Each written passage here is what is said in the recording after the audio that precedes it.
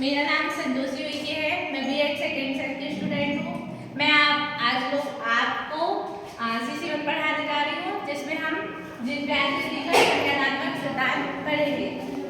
Background देखेंगे तो उनका जो जन्म हुआ था 9 अगस्त 1896 को हुआ था और उसके बाद जो उनकी मृत्यु 16 सितंबर 1980 में हुई थी। ये जीव-विज्ञान जो है वो स्विट्जरलैंड के निवासी थे और इन्होंने जो है हमें 2 थ्योरी दी है। सबसे फर्स्ट थ्योरी है थ्योरी ऑफ कनेक्टिव डेवलपमेंट यानी कि ज्ञानात्मक विकास। दूसरा है थ्योरी ऑफ मोरल डेवलपमेंट यानी कि नैतिक विकास। उसे इन्होंने हमें ज्ञानात्मक का अर्थ बताया। इन्होंने बताया कि ज्ञानात्मक का अर्थ जो है वो ज्ञान से नहीं होता बल्कि मानव की वृद्धि से होता है।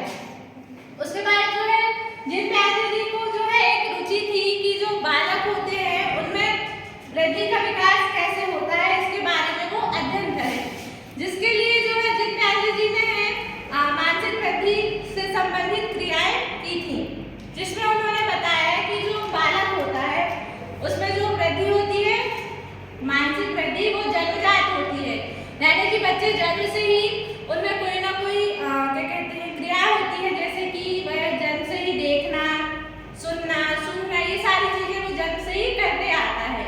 यही उन्होंने बताया है। उसके बाद जो है जीव-विज्ञान जी ने हमें संज्ञानात्मक विकास के सिद्धांत के जो है संप्रत्यय बताया है, जो सामने लिखा है। इसमें जो है 3 प्रकार के होते हैं, जिसमें सबसे पहला होता है अनुकूलन, दूसरा होता है विकेंद्रीकरण और तीसरा होता है संतुलन।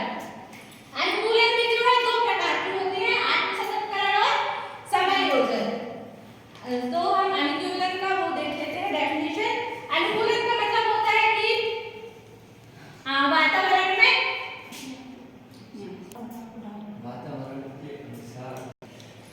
अनुकूलन का मतलब होता है वातावरण के अनुसार ढालना। उसके बाद होता है विकेंद्रीकरण। विकेंद्रीकरण का मतलब होता है कि बालकों के सामने जो समस्या आती है तो हर बालक उस समस्या को अपने अलग-अलग तरीके से देखता है कि हर बालक की सोचने समझने की शक्ति अलग-अलग होती है, तो उस समस्या को जो है हर बालक अपने अकॉर्डिंग सॉल्व करने की कोशिश करता है, जिसे हम विकेंद्रीकरण कहते हैं। उसके बाद आता है संतुलन। संतुलन से पहले मैं ये समझा देती हूँ आत्मसततकरण और समायोजन। आत्मसततकरण ये होता है, इसमें जो है क्या कहते हैं बालक जो है जो उनको पूर्व ज्ञान जो रहता है उसको नए ज्ञान में जोड़ता है, जिसे हम आत्मसततकरण कहते हैं। उसके बाद आता है समायोजन।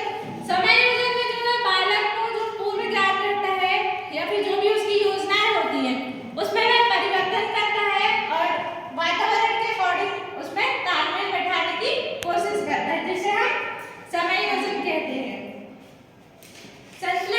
संतुलन जो है कि जो हमारे आत्मसततकरण और समायोजन जो होती है उसके बीच में मेंटेन बनाए रखना ही संतुलन कहलाता है। इतना समझ में आया? उसके बाद जो है जीव-विज्ञान जी ने हमें कुछ अवस्थाएं बताई हैं। जिसमें थी 4 अवस्थाएं। तो सबसे पहली जो है एम्ब्रियोनिक गामक अवस्था, ये होती है जन्म से 2 वर्ष के लिए। कितने वर्ष की होती है? 2 वर्ष। इसमें जो है बालक बोलो एंडोजेनिक गामक अवस्था, इसमें जो बालक जो होता है अपने ज्ञान इंद्रियों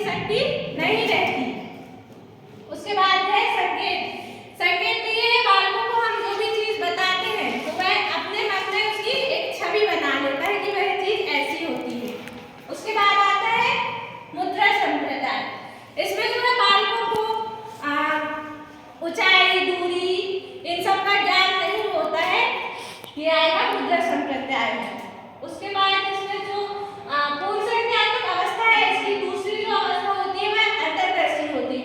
इसमें जो है बालकों में चिंतन करने की, तार्किक करने की शक्ति आ जाती है, वह जो है रटकर सीखने लगता है। इसमें जो है बालक स्वार्थी नहीं होते हैं। ठीक है, तीसरा पॉइंट है मूल संज्ञानात्मक। यह जो होती है 7 से 11 वर्ष की अवस्था होती है, जिसमें जो बालक होता है वह पहचानने लगता है, वस्तुओं को समझने लगता है ना। उसके बाद फोर्थ अवस्था जो है अमूल संज्ञानात्मक। इसमें जो बालक होता है पूरी तरह से परिपक्व हो जाता है, उसको भाषा का ज्ञान हो जाता है, क्या चीज क्या है ये सारी चीज वो अच्छे से सीख जाता है।